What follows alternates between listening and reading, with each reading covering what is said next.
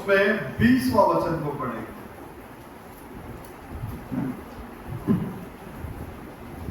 हमारे बाप दादाओं ने इसी पहाड़ पर आराधना की। हाँ, और तुम कहते हो कि वह जगह जहाँ आराधना करनी चाहिए यरूशलेम में है। Amen. எங்கள் பிதாக்கள் ஆ. இந்த மலையிலே தொழுது கொண்டு வந்தார்கள். ஆ. நீங்கள் எருசலேமில் இருக்கிற ஸ்தலத்திலே தொழுது கொள்ள வேண்டும் என்கிறீர்களே என்றான். Amen. अब दुआ करें। स्तुति प्रभु जी, धन्यवाद दिलाएं। प्रभु यीशु मसीह के नाम से हम धन्यवाद की भेंट चढ़ाते हैं। आज के दिन में जितने लोग गवाही दिए उन्हें तू आशीष कर, जितने लोग तेरे भवन में आए उन्हें भी तू आशीष कर। प्रभु यीशु मसीह के नाम से जो लोग नहीं आए उन्हें भी तू आशीष कर। प्रभु आने वाले दिनों में वो लोग भी आने के लिए सहायता कर, मदद कर। प्रभु परमेश्वर, ये पढ़ा गया वचन आपका है। इस वचन के जरिए आप बोलिए, आप बातें कीजिए, आपके नाम की महिमा कीजिए। सारा आदर, महिमा, गौरव हम आप ही को देते। आशीष कर रखो। छोटी सी दुआ प्रभु यीशु मसीह के नाम से मांगते हैं, सुनकर कबूल कर रहे हैं। आमीन आमीन। हम लोग बैठ सकते हैं।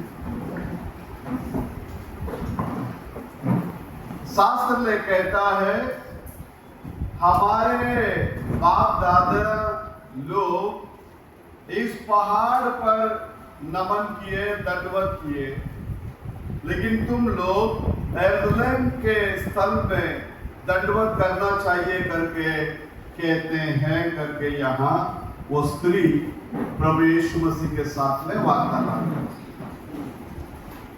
उसके बाद में 21वां वचन में कहता है प्रभु यीशु मसीह उसको रिप्लाई में, है स्त्री, मैं जो कहता हूं उस पर भरोसा रख।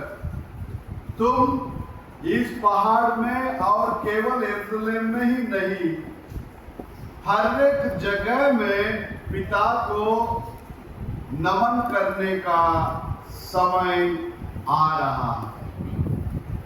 Hallelujah, hallelujah, praise the Lord. Praise Lord. हम सभी को मालूम है मिस्र देश के अंदर जब लोग गुलामगिरी के अंदर थे, प्रभु परमेश्वर ने अब्राहम से बात किया, तेरे लोग 400 साल वहां गुलामगिरी के अंदर थे। कितना साल? 400 साल वहां गुलामगिरी के अंदर रहेंगे। जेनेसिस का किताब 15वां अध्याय उसमें 13वां वचन।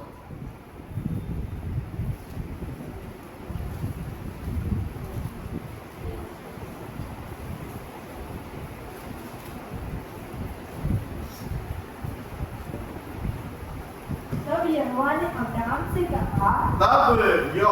अब्राहम से कहा, यह निश्चित जान लो कि यह निश्चित जान लो कि तेरे वंश पराए देश में परदेसी होकर रहेंगे।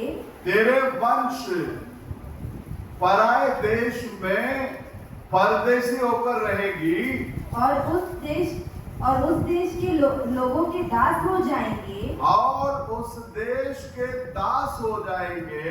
और वे उनको 400 वर्ष तक दुख देंगे। और वे लोग उसको 400 साल तक दुख देंगे। कितना साल? 1 साल 2 साल नहीं, 400 साल। एक पीढ़ी का हिसाब होता है 40 साल। तो 400 साल बोलने से 10 पीढ़ी तक वो लोग किधर रहेंगे? गुलामगिरी के अंदर रहेंगे।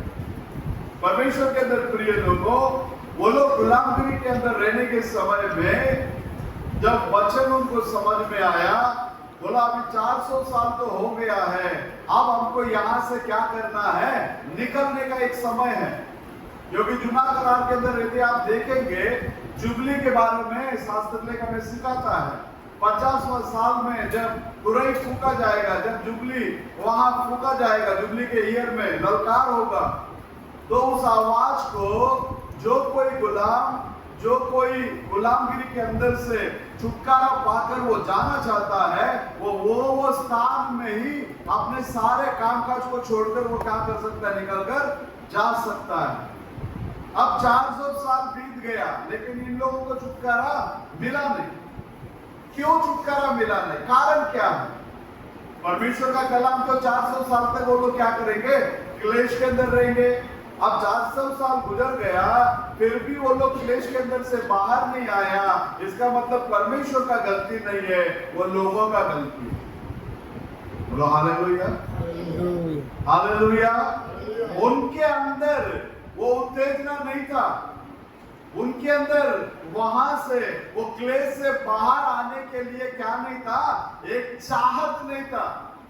इस वजह से वहां सिर्फ 2 जन इसके बारे में ज्यादा बोझ उठाने वाले लोग थे, एक मोसेस का माँ और एक मोसेस का पिताजी। क्योंकि जब कहीं भी वो जाते थे, वो उनके लोग उस गुलामगिरी के अंदर जो तकलीफ वो उठाते हुए, सहन करते हुए, वो लोगों को देखने के समय में इनका मन में ये वचन बात करता था, प्रभु आप तो बोले 400 साल ये लोग क्लेश के अंदर रहेंगे, अब तो 400 साल क्या होने के लिए आया, पूरा होने के लिए आया, अभी तक हमें छुटकारा क्यों नहीं।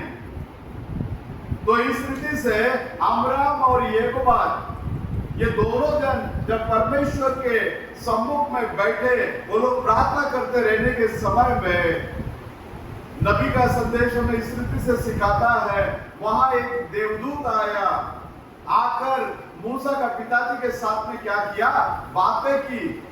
बातें करने के समय में बोला, इस पीढ़ी के लिए अधिकतम दर्द और वेदना के साथ में प्रार्थना करने वाला अगर एक फैमिली है, वो तेरा ही फैमिली है। इसलिए छुड़ाने वाले को मैं इधर उधर से नहीं लेकर आऊंगा, मैं तेरे ही घर से क्या करूंगा, वो छुड़ाने वाले को लेकर आऊंगा। बोलो हालेलुया, हालेलुया। आप किस रीति से प्रभु के साथ में बर्ताव करेंगे, उस रीति से प्रभु परमेश्वर आपके साथ में बर्ताव करेंगे। आप जितना प्रभु के करीब आओगे, उतना ही करीब वो आएगा आपके पास। आप जितना प्रभु से दूर रहोगे, उतना ही परमेश्वर आपसे क्या करेंगे, दूर रहेंगे। बोलो हालेलुया, हालेलुया।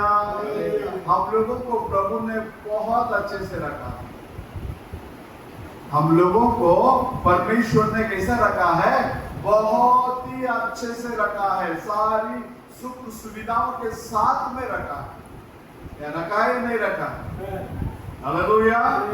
तो परमेश्वर के अंदर प्रिय लोगों, यहाँ अमराम और याकोबाद के मन में बोझ था, वो लोग बोझ के साथ में प्रभु के सम्मुख में बैठे रहते थे। अब वहां बोझ के साथ में बैठे रहने के समय में जब दूत आकर उनसे बात किया, बात करने के समय में वो बोला, तुम्हारे अंदर से मैं एक छुड़ाने वाले को क्या करूंगा, लेकर आऊंगा। तो परमेश्वर के अंदर प्रिय लोगों, वहां वो पैदा हो रहा है मोसेस पैदा होने तक वो लोग क्या कर रहा है, इंतजार कर रहा है। जब मोसेस पैदा हुआ, उस समय में कानून इस रीति से था, वहां जितने भी लड़के पैदा होगा उसको क्या करना चाहिए, खत्मा कर देना चाहिए, खत्म कर देना चाहिए, उसको जिंदा नहीं छोड़ना है।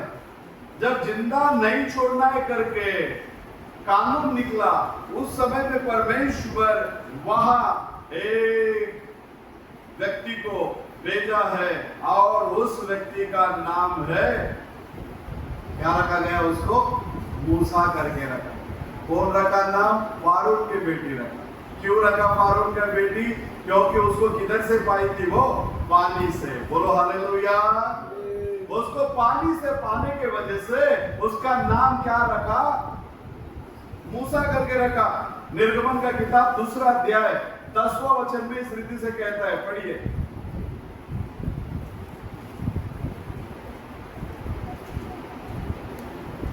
निर्गमन का किताब 2 अध्याय 10वां वचन।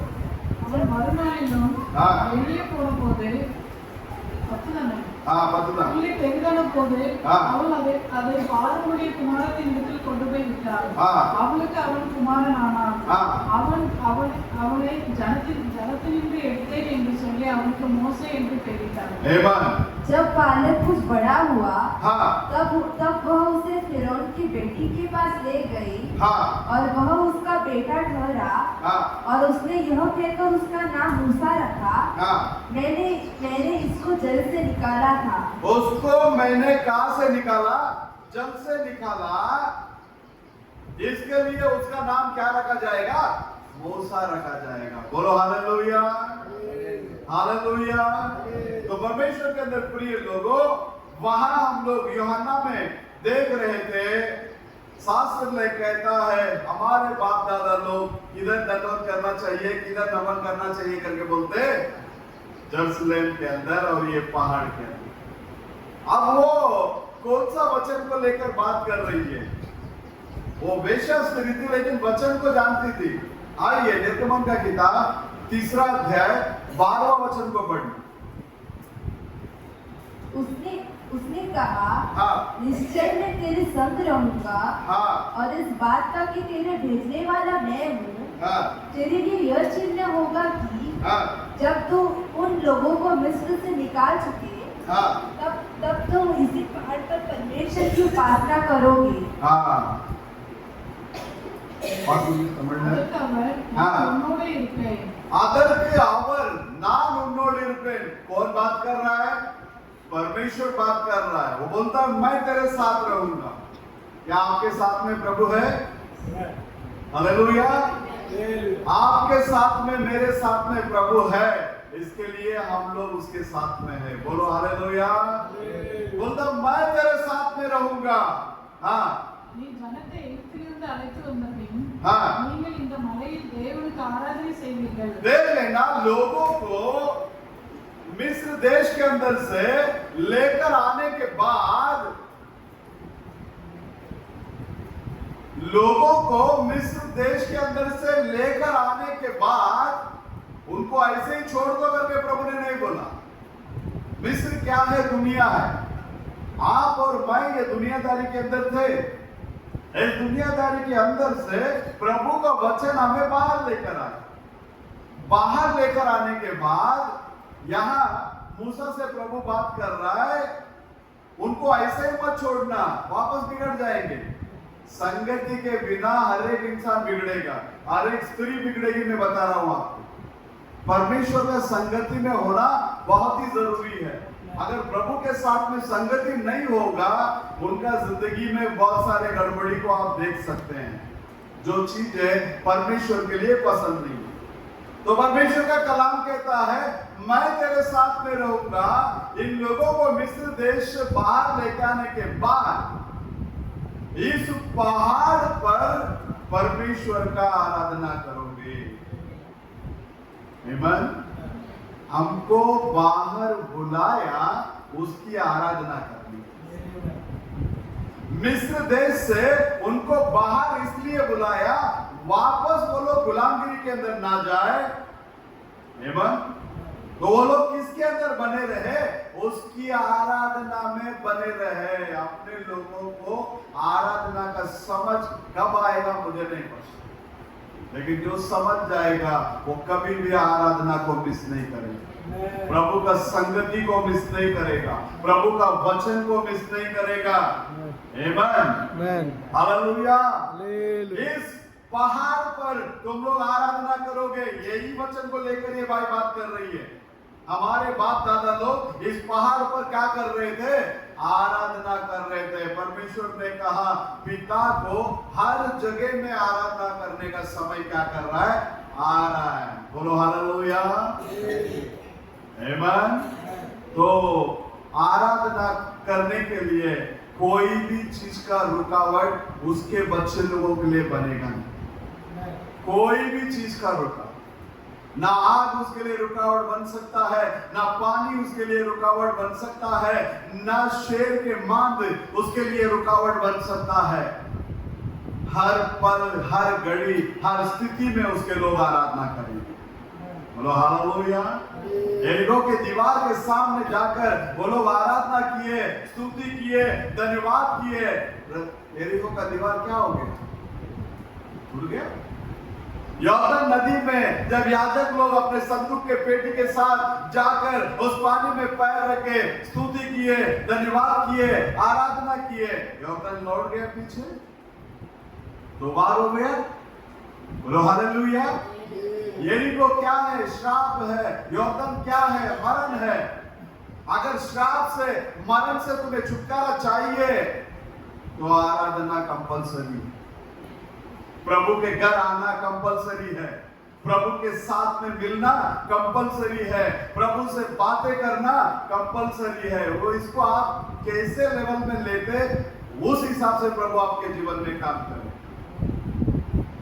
टच किया, एक सोल्जर भी यीशु को टच किया और एक 12 साल से लहू बहने वाले स्त्री भी यीशु को टच किया। एक ने परमेश्वर को, महिमा को देखा, एक को कुछ भी दिखने में नहीं। ऐसे आप प्रभु के घर में जब आते हो, कौन सा मनसा के साथ में आप आते हैं, उस हिसाब से प्रभु आपके जीवन में काम करेगा। बोलो हालेलुया। अब मैं ईस्ट अफ्रीका जो गया, पहला दिन का मीटिंग हुआ, उस पहले दिन के मीटिंग में मैंने ये लहू बहने वाली स्त्री के बारे में वर्णन करते आने के बाद उसके बाद में पतरस, यूहन्ना, याकूब उस मंदिर में बैठा हुआ उस लंगड़े के पास जो बात की है, हमारे पास न सोना है न चांदी है, हमारे पास जो है मैं उसे तुझे देता हूँ। प्रभु यीशु मसीह के नाम से उठकर क्या हो जा, खड़ा हो जा। चल करके जब बोला तो उठकर चलने लगा। हालेलुया। एक स्त्री दूसरे दिन उठकर गवाही देती है, मुझे ये मीटिंग में आने के लिए नहीं जम रहा था, मैं बीमार थी, मुझे ट्यूमर था, फिर भी मैं कैसे भी ये मीटिंग में जाना ही करके आई। कल के दिन में वो जो प्रचार कर रहे थे, उस लहू बहने वाले स्त्री टच करना और वो मंदिर में बैठा हुआ लंगड़ा चलना, इस बातों को वर्णन करने के टाइम में मेरे अंदर कुछ हुआ, वो गांठ मेरा गायब हो गया। मेरे साथ में ट्रांसलेशन करने वाला लड़का एकदम चौंक गया, बोला क्या है? आप बात करने के टाइम ऐसा लग रहा पूरा अग्नि गिर रहा है इधर। बोलो हालेलुया। आप लोगों का प्रार्थना, कलीसिया जब प्रार्थना करता है, परमेश्वर का सामर्थ प्रकट होता है। जब परमेश्वर का सामर्थ प्रकट होता है, वहां वचन को दृढ़ करता है। एक 400 साल से सेवा करने वाला बिशप आकर, हम लोग खाना खाने के लिए जब बैठे, मेरे को आकर मिलकर बोलता, मैं 40 साल से प्रभु का सेवा कर रहा हूं, लेकिन मैंने ऐसा वचन कभी सुना ही नहीं। मैंने ऐसा वचन कभी सुना ही नहीं। और जिस बिशप ने हमको बुलाया, वो 2 दिन का पास लोगों के बीच में जो मैसेज दिया, उसको सुनने के बाद वो बोलता है क्या है ये बंदा, कोई नोट्स नहीं लेकर आया, कुछ नहीं। मैं मैसेज टेप भी घर में छोड़ के चला गया। अभी उधर जाने के बाद में जो प्रचार हुआ, प्रचार होने के बाद वो बोलता है व्हाट ए मिरेकल, क्या है, कौन है ये बंदा, ये कुछ भी नोट्स नहीं लेके आया, कुछ नहीं, लेकिन बातें पूरा बाइबल का ही क्या कर रहा है। बोलो हालेलुया, हालेलुया। लोग बहुत ही आनंदित हुए, लोग बहुत ही क्या हुए, आनंदित हुए। परमेश्वर का वचन कहता है, सारे जगत में जाओ, सबको क्या बताओ, सुसमाचार बताओ और सबको क्या बनाओ, मेरा चेला बनाओ। लेकिन आज दुनिया में क्या हो रहा है, दुनिया में क्या हो रहा है करके क्या बाइबल से देखेंगे, आप खुद अचंभा करेंगे। आज दुनिया किस लेवल में जा रही है और उसका दुल्हन किस लेवल में है। हालेलुया। अब दुनियावी सेवा कैसा हो रही है देखिए, मत्ती 23वां अध्याय,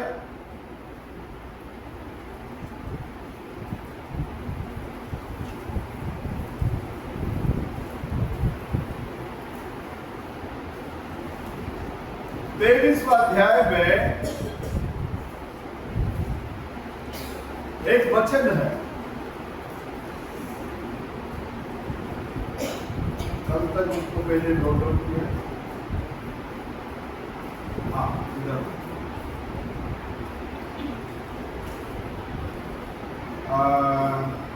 23वां अध्याय में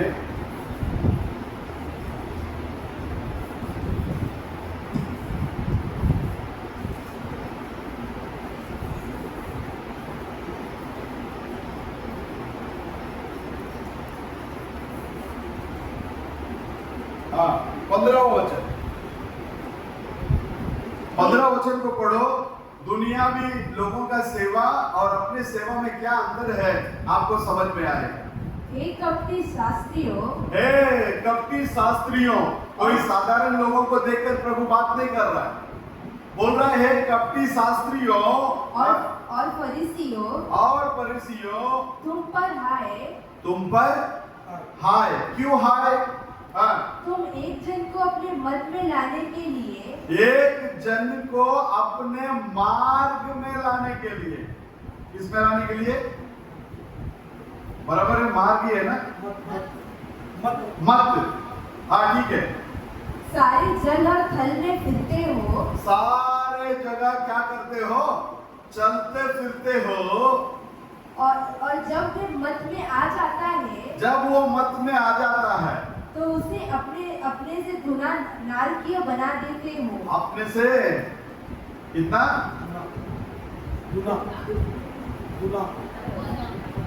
क्या बना देता है? हाँ तमिल वासिंग वार्ते மாயக்காரராகிய வேதபாரகரே, ஆ. பரிசேயரே, உங்களுக்கு ஐயோ! ஐயோ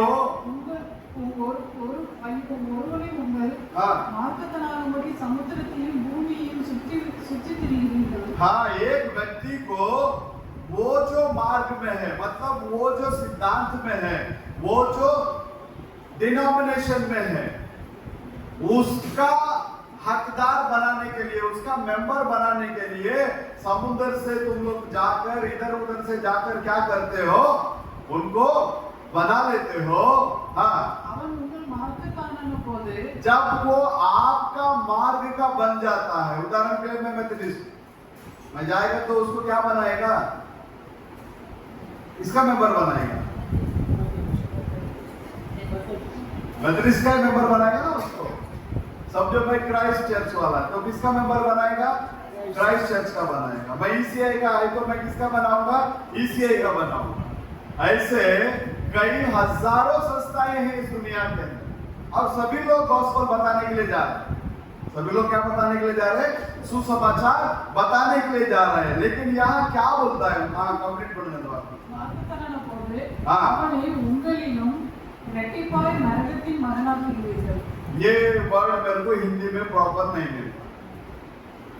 उसको जब वो यीशु मसीह के बारे में बता के यीशु मसीह के पास ना लाते हुए उनका जो संस्था है उसके साथ में वो क्या कर देते हैं? जोड़ देते हैं। लेकिन अपना सेवा ऐसा नहीं। अपना सेवा हम लोगों को अपने साथ में ना जोड़ते हुए हम लोगों को किसके साथ में जोड़ते हैं?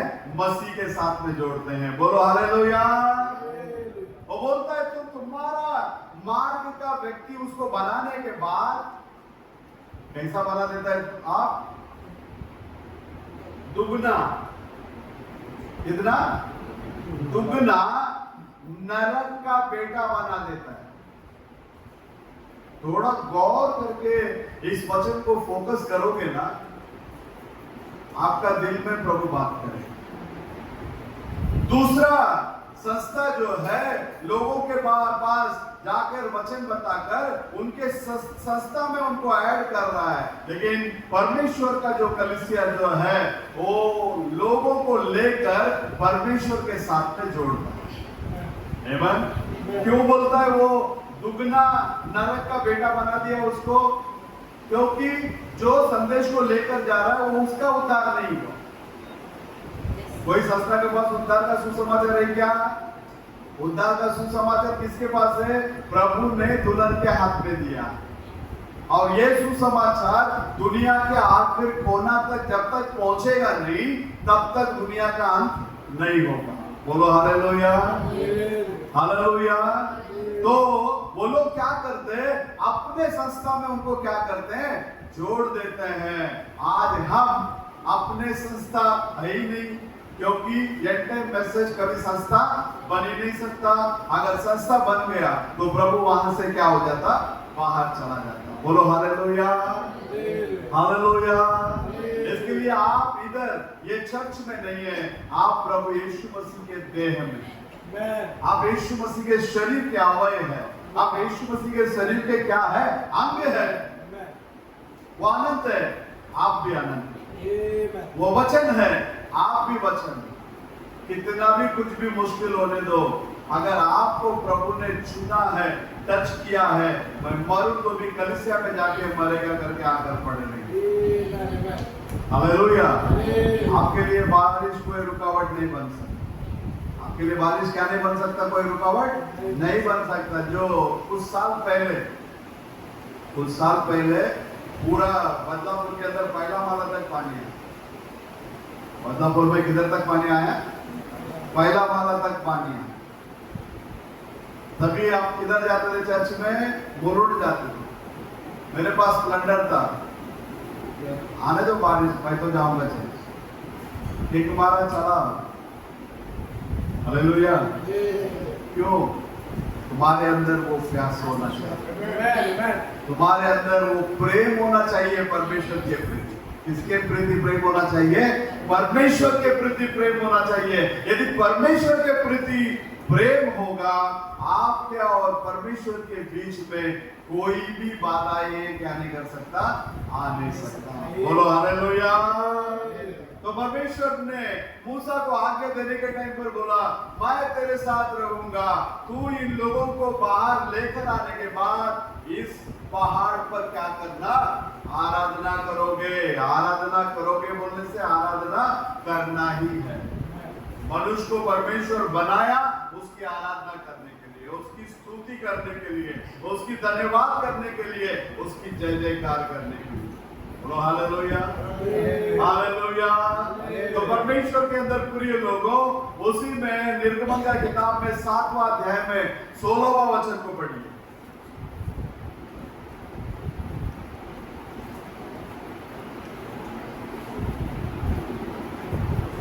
ये बदला यात्रा है। और उससे इस प्रकार कहना, इब्रियों के परमेश्वर यहोवा ने मुझे यह कहने के लिए तेरे पास भेजा है। इब्रानियों का परमेश्वर यहोवा, क्या वो आपका परमेश्वर नहीं है? क्या वो केवल अब्राहम, इसहाक, याकूब का ही परमेश्वर है? हमारा परमेश्वर है या नहीं है? वो केवल अब्राहम, इसहाक, याकूब का नहीं, वो मेरा परमेश्वर। हर एक के अंदर ये एक जलनपन आना चाहिए, वो मेरा परमेश्वर। रविवार के दिन मैं आ रहा हूं मेरा परमेश्वर से मिलने के लिए आ रहा हूं। मेरे परमेश्वर से कुछ मेरी दिल की बातों को बताने के लिए मैं आ रहा हूं। और मेरा परमेश्वर मुझसे बातें करेगा, उसको सुनने के लिए मैं आ रहा हूं। आमीन। हालेलुया। बोलता है इब्रानियों का परमेश्वर लोगों को छोड़ने के लिए मुझे कहा, तेरे साथ बातें करने के लिए, और अभी तक तुमने क्या नहीं किया? मेरे बात को सुना नहीं। परमेश्वर के अंदर प्रिय लोगों, कुछ बड़ा बीमारी या बड़ा संकट, बड़ा मुसीबत आने के बाद परमेश्वर के घर में आने से अच्छा रहने के टाइम में प्रभु के साथ में चलो। आमीन।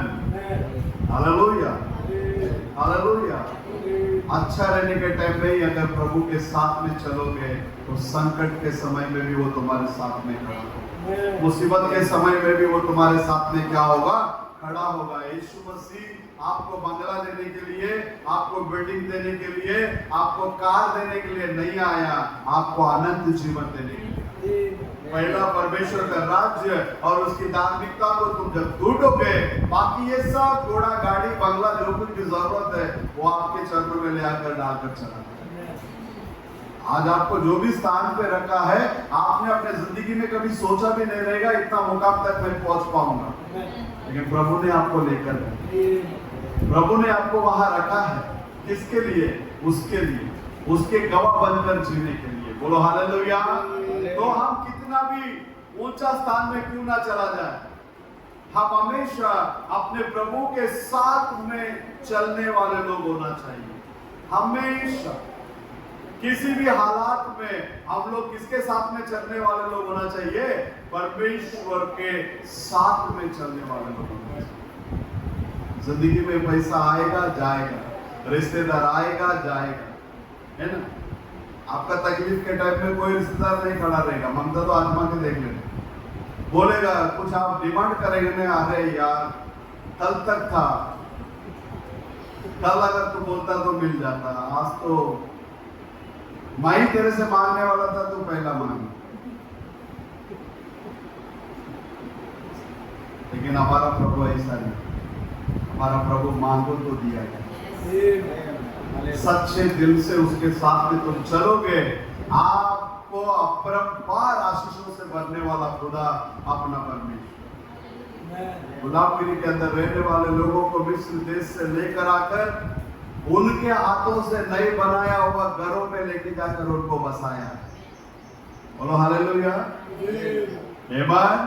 40 साल तक उनका वस्त्र गंदा नहीं हुआ, उसका वस्त्र मैला नहीं हुआ, किसी का पैर सूजन आया नहीं। उसी खुदा को हम लोग आना। जंगल में रहने वाला शेर को भी वो खिलाता है, तुम्हारे घर में रहने वाला मुर्गी को भी वो खिलाता है। हर सृष्टि को खिलाने वाला परमेश्वर क्या आपको और मेरे को नहीं खिलाएगा? अब हर एक को खिलाने वाला परमेश्वर, अब हर एक को चलाने वाला परमेश्वर है। तो परमेश्वर के अंदर प्रिय लोगों, इनका डिमांड सुनने के बाद फिरौन ने क्या आगे दे रहा है देखिए। 10वां अध्याय में आइए, 11वां वचन को पढ़िए।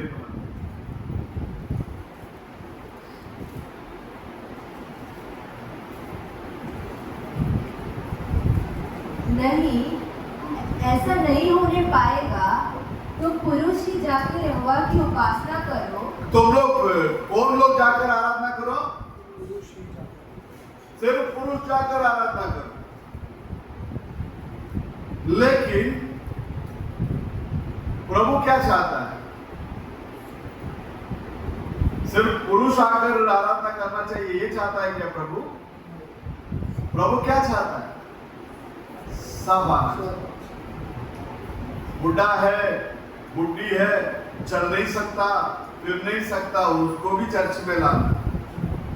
बच्चा है, बहुत मस्ती करता, लाओ। बच्चा अभी मस्ती नहीं करेगा तो कभी मस्ती करेगा। बच्चे से लेकर बूढ़े तक सभी लोग प्रभु के घर में आना चाहिए। फिरौन बोलता है केवल पुरुष जाओ, केवल। हर कोई कलीसिया में जाके देखेगा ना, पुरुष का लाइन खाली रहे। हमेशा स्त्री लोगों का लाइन ही भरा हुआ है। ये पहला ही फिरौन बोलता है तुम लोग सिर्फ पुरुष लोग जाकर आराधना करो। क्या उस बात को एक्सेप्ट कर लिया? हाँ, उसके नीचे पढ़ो 12वां वचन। तब यहोवा ने मूसा से कहा, हाँ, मिस्र देश के ऊपर अपना हाथ बढ़ा के हाँ, टिड्डियां मिस्र देश पर चढ़ के भूमि का हाँ, जितना अन्न आदि ओलों से बचा है सबको चट कर जाए। आमीन। 26 को पढ़ो, 26 वचन। इसलिए हमारे पशु भी हमारे संग जाएंगे। हाँ, उनका एक खूर तक न रह जाएगा। हाँ, क्योंकि उन्हीं में से हमको अपने परमेश्वर यहोवा की उपासना का सामान लेना होगा। हाँ, और हम जब तक वहाँ ना पहुँचे हाँ, तब तक नहीं जानते हाँ। कि क्या क्या लेकर यहोवा की उपासना करनी होगी। देख लेना, वो बोला केवल और पुरुष लोग तुम लोग जाना, लेकिन मूसा बोला नहीं, हमारे बाल बच्चे, हमारी बीवियां और साथ ही साथ में जानवरों को भी हम क्या करेंगे साथ में। क्यों बोला जानवरों को भी हम लेकर जाएंगे? क्योंकि कब क्या बलिदान चढ़ाना पड़ेगा, तो ये जानवर हमारे साथ में रहेगा, तो हम उसमें से निकाल कर क्या कर सकते हैं? प्रभु के लिए बलि चढ़ा सकते हैं। इसका मतलब परमेश्वर के घर में आना तो बलिदान के साथ में। हालेलुया। इसलिए परमेश्वर का पाक कलाम कहता है, अभिभाव व्यवस्था विवरण के अंदर, परमेश्वर के घर में कभी खाली हाथ नहीं है। क्या लिखता है? परमेश्वर के घर में कभी खाली हाथ नहीं आना। क्यों? मूसा उधर से निकलने के टाइम, उस पहाड़ पे आराधना करने के लिए निकलने के टाइम खाली हाथ वो लोग आए नहीं। वो बड़े बूढ़े छोटे बच्चे सबको लेकर जाकर क्या किया? उधर आराधना। हो सकता है उसमें भी कुछ लोग यहाँ वहां जाने वाले लोग होंगे, तो इसलिए प्रभु ने उनके बीच में नियम को लेकर बोला 7वां दिन कलीसिया एकत्रित होना क्या है, जरूरी है। और पहला दिन भी कलीसिया एकत्रित होना क्या है, जरूरी है। बोलो हालेलुया। 7वां दिन में भी कलीसिया क्या होना चाहिए, एकत्रित होना चाहिए। और पहला दिन भी क्या होना चाहिए, कलीसिया एकत्रित होना चाहिए। एक समय ऐसा हुआ, कलीसिया एकत्रित हो रहा है, एक व्यक्ति लकड़ी चुनने के लिए चला गया। कलीसिया एकत्रित हुआ और एक व्यक्ति क्या करने के लिए चला गया, लकड़ी बीनने के लिए चला गया।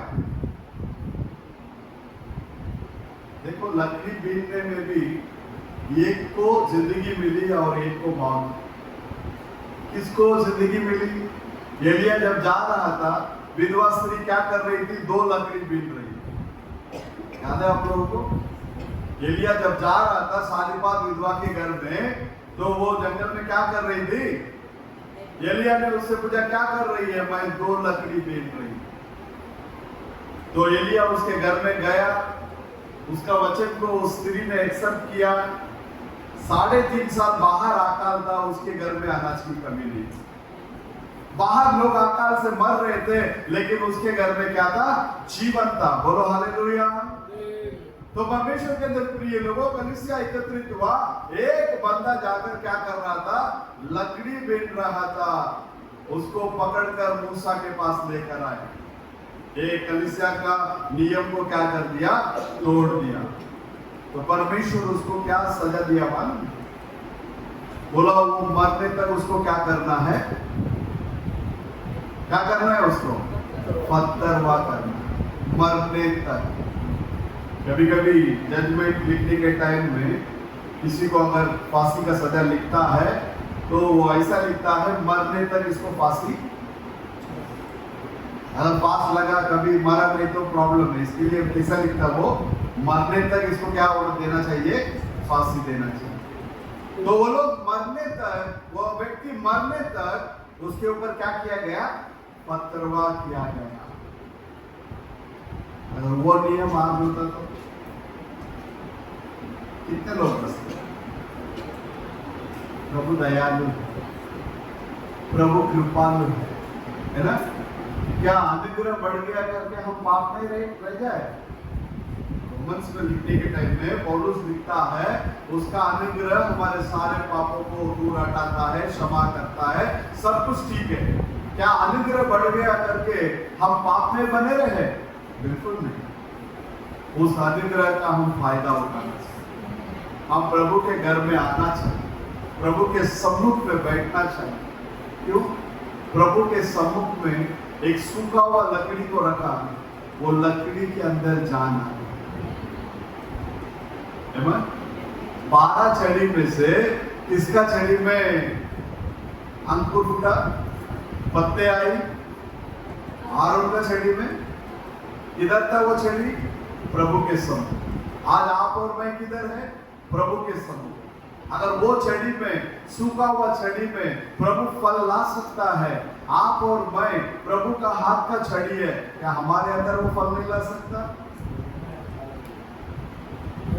सिर्फ फर्क इतना ही है, वो छड़ी जैसा प्रभु के सम्मुख में था, वैसे ही ये छड़ी भी सब प्रभु के सम्मुख में होना जरूरी है।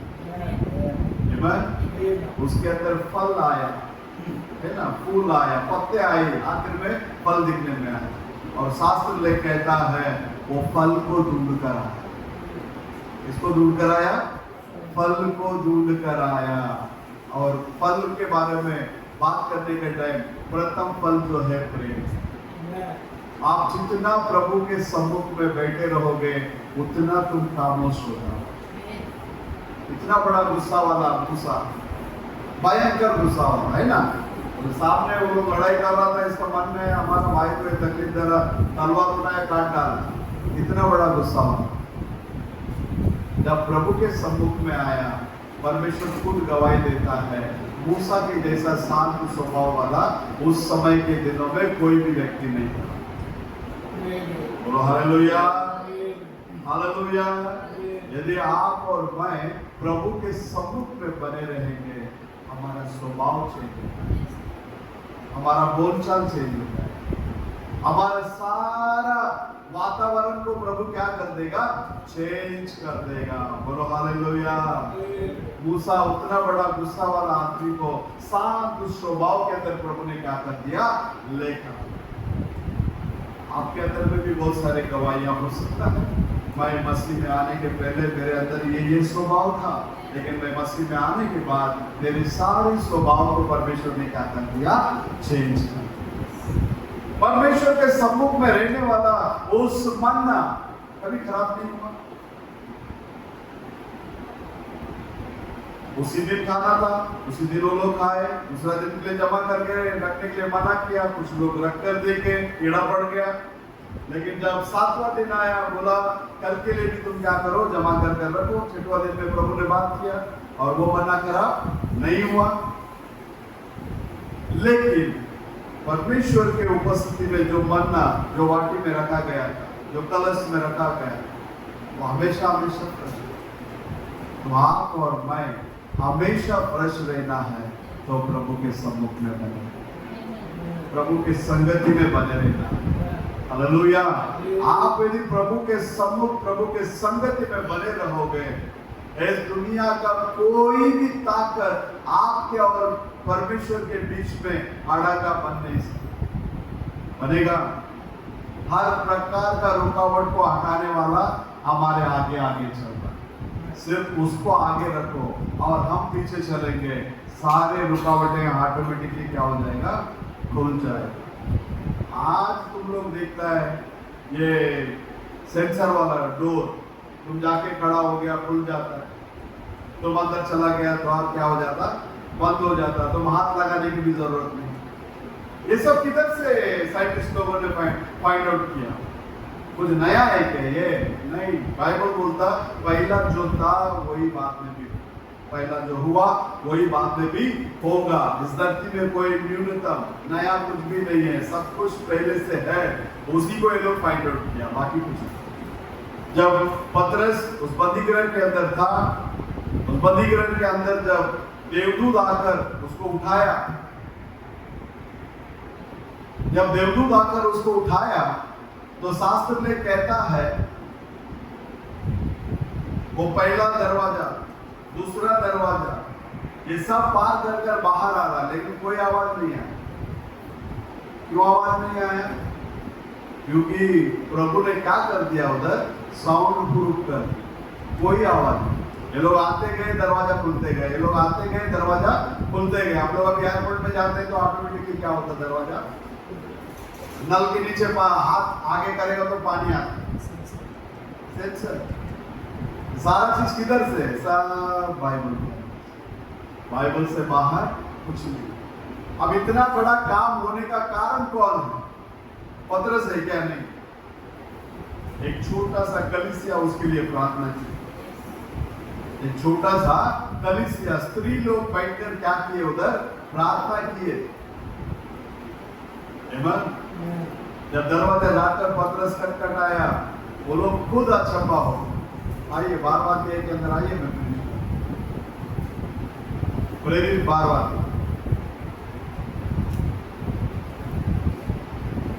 कभी कभी कुछ चीजें ऐसी होती है जो काम के लिए प्रार्थना करते, वो काम जब होता है तो उसको लोग विश्वास करने के लिए भी क्या नहीं कर पाते? कर पाते हैं क्या? आप देखो, पतरस के लिए प्रार्थना की, 12वां अध्याय 16वां वचन, अपना 14 से पढ़ी, 13 से पढ़ी। जब उसने फाटक की खिड़की खटखटाई, हाँ, तो रूदे नामक एक दासी देखने को आई। रूदे नामक एक कौन आए देखने के लिए? पतरस का शब्द पहचान कर उसने आनंद के मारे फाटक न खोला। देख लेना, आवाज से पहचान लिया उसने। किससे पहचान लिया? आवाज से पहचान लिया। देखो, कभी कभी ऐसा इंसिडेंट होता है ना, यीशु मसीह को भी वो मगदलेना मरियम जिसके अंदर से 7 भूत को प्रभु ने भगाया था, यीशु मसीह खड़ा है, उसको पहचाना नहीं। उसको क्या समझकर बैठी थी? माली समझकर बैठी। क्या मैं सही बता रहा हूँ गलत बता रहा हूँ? हेलो, देखो इसको ऐसे ले लेते बेटा। यूहन्ना 20 अध्याय 14 और 15-16। यूहन्ना 20 14 15 16।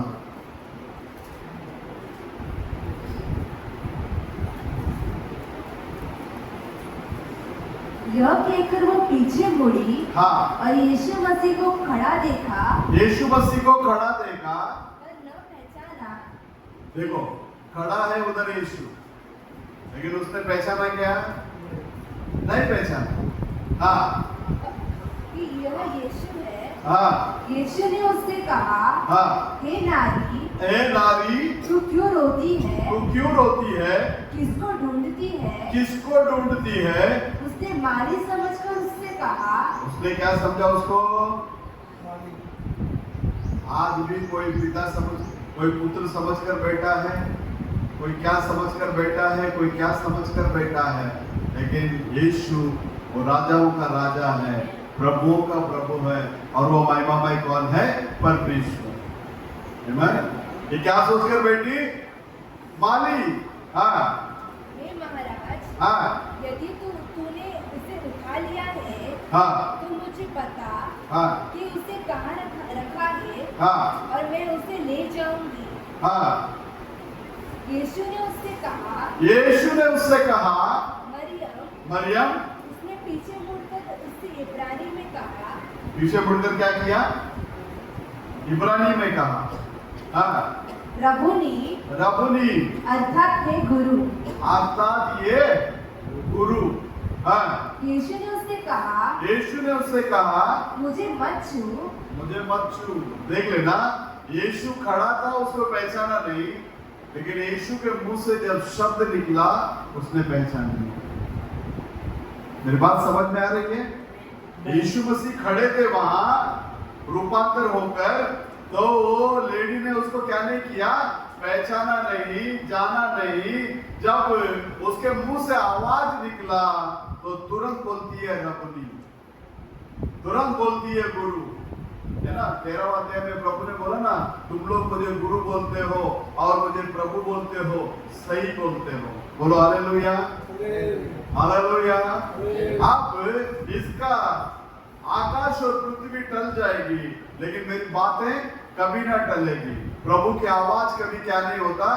बदलता नहीं है। बोलो हालेलुया। वो आवाज को तुरंत पहचान ली, इसलिए दुल्हन कहीं पर भी जाकर बैठने दो, इस एंड टाइम का आवाज को बराबर पहचान। हालेलुया। इस आवाज से वो वंचित नहीं रहेगी, इस आवाज से वो दूर नहीं रहेगी, इस आवाज के साथ साथ में वो चलेगी। बोलो हालेलुया। अब पतरस आकर कटकट आ रहा है। 12वां अध्याय में पढ़ो।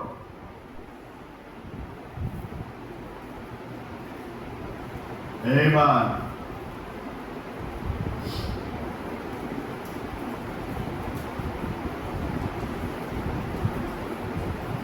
तब उसने फाटक की खिड़की खटखटाई तो रूदे नामक एक दासी देखने को आई। एक रोदय नाम का एक दासी देखने के लिए आई। पतरस का शब्द पहचान कर उसने आनंद के मारे फाटक न खोला। उसने पतरस के चेहरे को नहीं देखा क्योंकि दरवाजा अभी भी बंद है। हेलो, लेकिन उसका आवाज को पहचान लिया। ओ हालेलुया। उसका आवाज को क्या कर लिया? पहचान लिया और समझ गई कौन है वो? पतरस है। हाँ। परंतु दौड़कर भीतर गई हाँ। और बताया कि पतरस द्वार पर खड़ा है। अब देखो, सब लोग प्रार्थना कर रहा है पतरस छुटकारा पाकर बाहर आना चाहिए। अच्छा गौर करो, सब लोग क्या कर रहा है? इसलिए प्रभु ने बोला तुम लोग 2 जन एक मन होकर जो कुछ भी मांगते हो वो तुम्हें मिल गया करके विश्वास करो। मिलेगा करके नहीं। अब ये लोग प्रार्थना किया, प्रार्थना का उत्तर सामने आकर खड़ा हो गया। ये अंदर जाकर बता रही है पतरस आ गया, लेकिन वहां उधर क्या रिप्लाई मिल रहा है? देखो। हाँ। उन्होंने उससे कहा, हाँ, तू पागल है। तू पागल है। हमको भी लोग पागल ही बोलता है, क्या यीशु यीशु करके भागना। आपको भी लोग बोलेंगे क्या अपने पास इतना था, इस सबको छोड़ के यीशु के पीछे चला गया। हम पागल ही है। किसके लिए पागल है? मसीह के लिए पागल है। बोलो हालेलुया। प्रौधा को बोलता है तू पागल है, हाँ? परंतु वो दृढ़ता से बोले कि ऐसा ही है। नहीं, दृढ़ता से बोलिए ऐसा ही है। आमीन। क्योंकि प्रभु का वचन हाँ और आमीन करके, वचन के साथ कोई कॉम्प्रोमाइज नहीं। आमीन। वो बोली नहीं, वो दृढ़ता से बोलती है, वो पतरस ही है। आमीन। हाँ नीचे। तब उन्होंने कहा उसका स्वर्गदूत होगा। उन्होंने कहा उसका कौन हो सकता है? स्वर्गदूत हो सकता है। हाँ, परंतु पतरस खटखटा ही रहा। परंतु पतरस क्या कर रहा था? उधर कटकटा ही रहा था। अतः उन्होंने खिड़की खोली और उसे देखकर चकित रह गए। और उसको देखकर क्या हो गए? चकित हो गए। बोलो हालेलुया। हालेलुया। आप सोचने से भी समझने से भी बड़ा काम आपके जीवन में करने वाला प्रभु यीशु। चौंक गए वो लोग। कुछ दिन पहले एक साबुन का ऐड आता था, चौंक गए। सफेदी की चमका, चौंक गए करके ऐड आता था। इधर पतरस को सामने देखकर ये क्या हो गई? चौंक गई। बोलो हालेलुया। आमीन। और पतरस उनको बोला शांति से रहो। और वो आकर उधर कर के बताता है प्रभु उसको किस रीति से वहां से क्या कर लेकर आया, बाहर लेकर आया। बोलो हालेलुया। हालेलुया। मैं क्यों बता रहा हूं? हम लोग जो भी चीज के लिए प्रभु के पास बैठते हैं दृढ़ता के साथ में बैठते हैं। मैंने मेरे प्रभु के पास मांगा और वो मुझे मिल गया।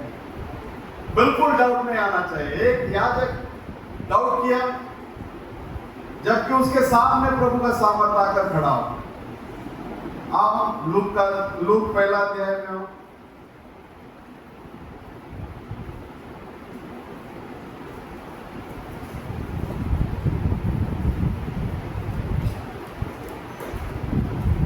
नौ से पढ़ो पहला अध्याय में, 10 से भी पढ़ सकते।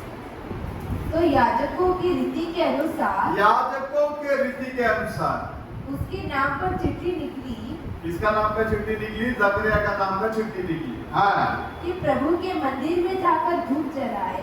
परमेश्वर के मंदिर में जाकर अभी क्या जलाए? धूप जलाए। धूप किसको दर्शाता है? प्रार्थना को दर्शाता है। धूप किसको दर्शाता है? प्रार्थना को दर्शाता है। वो किधर मिलेगा आपको? आपको मिलेगा प्रकटीकरण में, है ना? प्रकटीकरण के अंदर वो जो उसके बारे में लिखा है, हमारा धूप जो है वो परमेश्वर के सम्मुख में क्या है? प्रार्थना। परमेश्वर के अंदर प्रिय लोगों, उसके लूक में पढ़ो नीचे। धूप जलाने के समय लोगों की सारी मंडली हाँ, बाहर प्रार्थना कर रही थी। हाँ, उस समय प्रभु का एक स्वर्गदूत धूप की वेदी के दाहिने ओर खड़ा हुआ। हाँ, उसको दिखाई दिया। हाँ, जकरिया देखकर घबराया हाँ, और उस पर बड़ा भय छा गया। हाँ। परंतु स्वर्गदूत ने उससे कहा, स्वर्गदूत ने उनसे कहा, हे जकरिया, हे जकरिया, भयभीत ना हो, भयभीत ना हो, क्योंकि तेरी प्रार्थना सुन ली गई है। तेरी प्रार्थना क्या की गई है? सुन ली गई है। और तेरी पत्नी एलिशबा से तेरे लिए एक पुत्र उत्पन्न होगा। हाँ, और तू उसका नाम यूहन्ना रखना। तो उसका नाम क्या रखना? यूहन्ना रखना। ये कौन आकर बात किया? डायरेक्ट दूत आकर बात कर रहा है ना? किसके साथ बात कर रहा है? याजक के साथ बात कर रहा है। मेन आदमी के साथ में बात कर रहा है और वो मेन आदमी के अंदर ही अविश्वास। आज कितना याजक है जो वचन को प्रीच करता है और अविश्वास के अंदर बैठा। आज कितने लोग हैं, चंगाई का समय खत्म हो गया, हाँ, वो सिर्फ प्रेरितों के दिनों के लिए ही है, आज के लिए नहीं है करके बोलने वाले बहुत सारे लोग। लेकिन आपको और मेरे को प्रभु उस जगह में ना रखते हुए प्रभु यीशु मसीह कल और आज युगानुग एक सा परमेश्वर है करके उस वचन के अंदर हमें ले आना है। हालेलुया। अगर उन दिनों में चमत्कार हुआ तो आज भी चमत्कार, उन दिनों में चंगाई हुई तो आज भी चंगाई हो, उन दिनों में बांझ को बच्चा मिला तो आज भी बांझ को बच्चा मिलेगा। और डाउन करके रख लो, इस्राएल के अंदर कोई बांझ नहीं, ना जानवरों में बांझपना है, ना स्त्री और पुरुष में बांझपना। बोलो हालेलुया। कितने गवाही है हमारे बीच, कितने लोग प्रभु से पाए लेकिन प्रभु के घर में आते नहीं, वो अलग बात है। लेकिन क्या है ना, 10 कोड़ी को प्रभु ने चंगा किया। कितना कोड़ी, कितना जन आया प्रभु को धन्यवाद देने के लिए? कितना जन आया? एक ही आया ना, बाकी 9 जन आया, चंगाई को पाया, अपनी दुनिया में क्या हो गया, चला गया। तो परमेश्वर के अंदर प्रिय लोगों, हम लोग वफादार होना चाहिए। किसके लिए वफादार होना चाहिए? इंसान के लिए नहीं, परमेश्वर। यदि हम परमेश्वर के लिए वफादार बनेंगे, हर क्षेत्र में हम वफादार रहेंगे। परमेश्वर कौन है? वचन। यदि हम वचन का वफादारी में आ गए तो हर जगह में हमको कैसा जीना है, किस तरीके से हमको बर्ताव करना है, सारी बातें इसके अंदर। ऑफिसर के सामने कैसे खड़ा होना, कामगारों के बीच में काम कैसा करा के लेना है ना, घर परिवार को किस रीति से चलाना, सारी बातें इसके अंदर। आमीन। अगर एक व्यक्ति इसको प्रॉपर अपने जीवन में फॉलो करेगा, वो ये दुनिया में ज्ञानी के लिस्ट में आ जाएगा। किसके लिस्ट में आ जाएगा? क्योंकि मूर्खता का काम वो करेगा ही नहीं, क्योंकि बाइबल मूर्खता के अंदर लेकर जाने के लिए हमको दिया नहीं गया, हमको उस ज्ञानी परमेश्वर के पास जाने के लिए दिया। ज्ञान सड़क पर खड़े कर क्या करता है? पुकारता है। बोलो हालेलुया। तो परमेश्वर के अंदर प्रिय लोग, आखिरी में निर्गमन 12:25 कहता है, यहोवा जैसा बोला तुमको देने वाले उस देश में तुम लोग जाकर वहां पहुंचने तक और पहुंचने के बाद में भी इस आराधना को तुम क्या करो? फॉलो करो। प्रभु का आराधना ये दुनिया में ही समाप्त नहीं हो। मिस्र से वो लोग निकला, कानान में जाने के बाद में भी क्या था? प्रभु का आराधना चलता रहा। वैसे ही हमारा आराधना यहाँ समाप्त नहीं होता, यहाँ से वहां जाने के बाद में भी उसको क्या करना है? आराधना करना है। तो इसलिए दुनिया की बातों को साइड में रख के प्रभु को प्रथम स्थान देकर यदि हम प्रभु के साथ में चलेंगे, प्रभु हमारा हर जरूर। प्रभु ने बोला जाओ सारे जगत पे सुसमाचार बताओ। मैं आप लोगों को बताता हूँ, यदि अपने कलीसिया में आने वाले लोग जो काम करते हैं, जो अच्छा खासा है, अगर वो लोग दान और दशवांश के अंदर उत्तमता से अपने हाथ को बढ़ाएंगे ना, पूरा दुनिया के अंदर ये सुसमाचार को अपन लेकर जा सकते हैं। सच्चा वचन को हम लोग क्या कर सकते हैं? लोगों तक लेकर जा सकते हैं। 7 मैसेज दिया ईस्ट अफ्रीका के अंदर, 100-102 पास्टर लोगों के बीच में, सब अभी जाग उठे हैं। आप बोले आप फिर कभी आओगे? मैं बोला अभी आने के लिए मेरे को 70,000 आने जाने का टिकट लगे। कितना हजार? 70,000। अभी वापस मेरे को आने का तो फिर 70,000 लगेगा। और मेरे पास इतना पैसा नहीं, मेरे पास इतना पैसा है ही नहीं। लेकिन प्रभु लेकर जाना चाहेगा तो किसी भी हालात में वो लेकर, बोलो हालेलुया। कैसे भी प्रभु क्या कर सकता है? लेकर जा सकता है। बहुत सारे जगह में जिन लोगों के बीच में गया, उन लोग भी वचन को देखे, सुने, और जिन लोगों को वहां के लोगों ने भेजा वो लोग भी सुना, और वो लोग भी ऑफर किया। एक पास्टर है जो नैरोबी में ही, वो बोले अगले बार आएंगे तो हमारे लिए भी देंगे। क्यों? आखिरी दिन का मैसेज में एक्ट्स ऑफ द अपोस्टल 2:38 में रुका के आया। अगर स्वर्ग में जाना है यही रास्ता है।